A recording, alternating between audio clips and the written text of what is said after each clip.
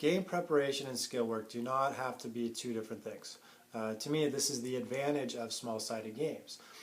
So I talk to coaches, and often I hear, well, I need to work on skills today, so I'm going to do, more standard type drills, maybe, basic 1-on-0 ball handling drills, or some form of 1-on-0 or 2-on-0 or 3-on-0 shooting drill, and maybe some 3-man weaves, and all these kind of undefended, unopposed technical skill drills that are common to basketball practices. And then on my game prep day, well, now I'm going to work on my 5-on-0 press break and my 5-on-0 set plays, my zone offense. We'll work on some shell defense to work on, our defensive rotations.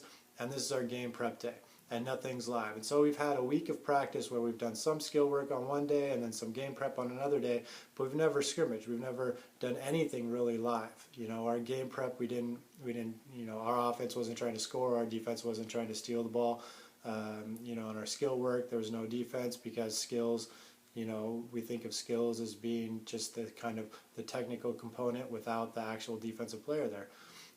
And so to me, the small-sided games can kind of marry these two together and create more opportunities for skill development while also preparing for games. So rather than doing, unopposed ball handling drill, we could play a game like 2-on-2 rugby, that's in the videos, where I get a lot of ball handling, I get a lot of layups, I get a lot of passing, but it's also, how to play at a 2-on-1 fast break. Works on the first trap in a press. It works on breaking the first trap in a press. So there's tactical skills that are incorporated into what one might use it for, which is to develop technical skills like dribbling or passing or layups. Same thing with 3-on-3 in the half court. Rather than working on just a shell defense with the offense just kind of passing the ball around the perimeter and the defense just moving in rotations. If we play 3-on-3 live and the offense is trying to score, well, the defense is still moving into the same rotations, except for now they have to react to a moving defense, and also how they might change their positioning based on who the offensive player is, what the score of the game is, and things of this nature that are going to be incorporated into a real game as well. But the offense then also gets more opportunities to shoot, dribble, pass against defensive players.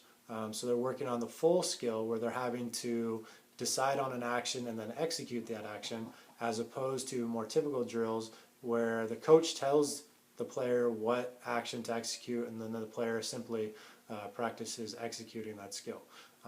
So again, game preparation and skills do not have to be separate days of practice or separate drills. You can do both at the same time, and that's one of the advantages of small-sided games.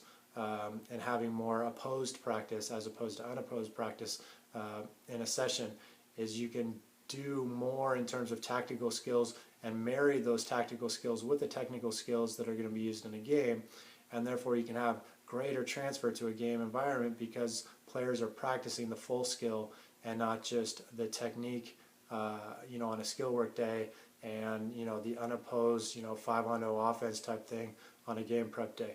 Everything is practiced together. You have the decisions and the action coupled together to practice the full skill, which is ultimately going to transfer to the games a little bit better than separating those out into separate days or separate drills.